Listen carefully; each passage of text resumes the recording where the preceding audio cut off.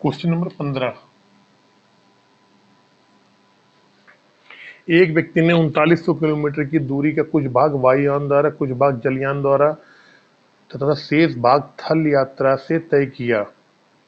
वायुयान, जलयान तथा थल यात्रा से की गई यात्रा में लिए गए समय का अनुपात। ठीक है, समय का अनुपात दे दिया, देखो लिख लो, समय का अनुपात, टाइम का अनुपात दे रखा है इसने।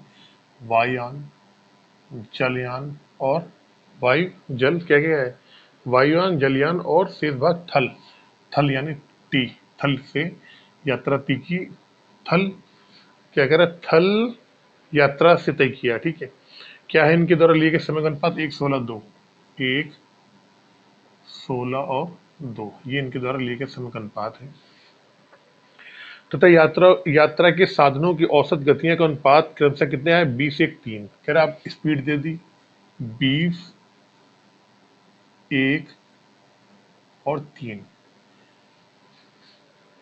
यदि उसकी कुल औसत गति 42 किलोमीटर प्रति घंटा हो तो जलयान द्वारा तय की गई दूरी ज्ञात करो। जलयान द्वारा तय की गई दूरी।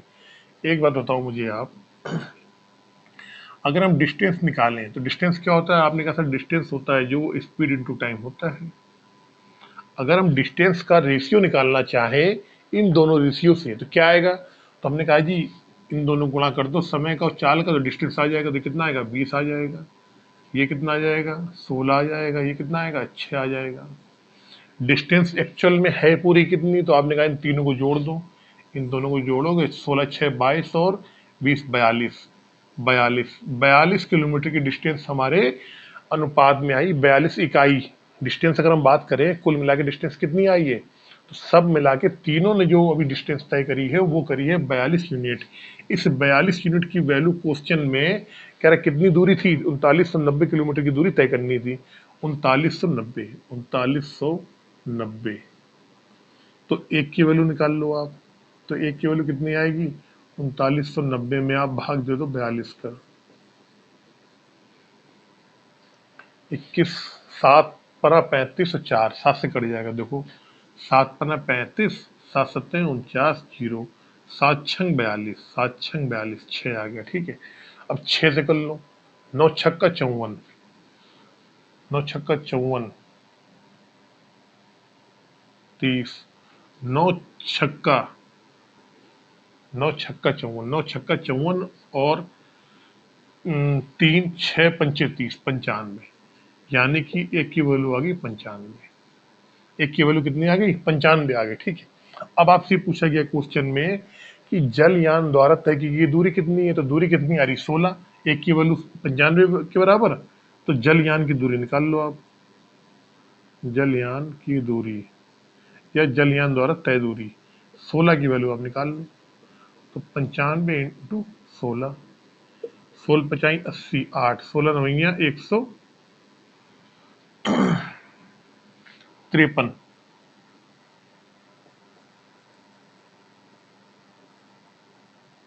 144, 144 वाट, तो 8 4 12 के 2 से लगे 1520 किलोमीटर जलयान द्वारा दूरी तय की गई है। ये तो 1520 किलोमीटर आ गया आपका। ठीक है, देखो पहली चीज तो आ गई आपकी जलयान की दूरी।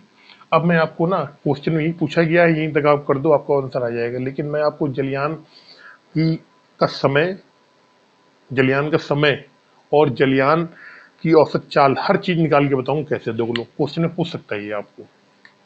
तो दूरी निकाल ली 1520 किलोमीटर, 1520 किलोमीटर ये आ रहा होगा, आ गया। ठीक है, लेकिन अगर मैं आपसे ये कहूं, अगर मैं आपसे ये कहूं कि औसत चाल क्या है, औसत समय, औसत समय कह दो या औसत कुल समय कह दो आप, समय क्या आएगा, तो आपको मालूम है 3990 की दूरी थी।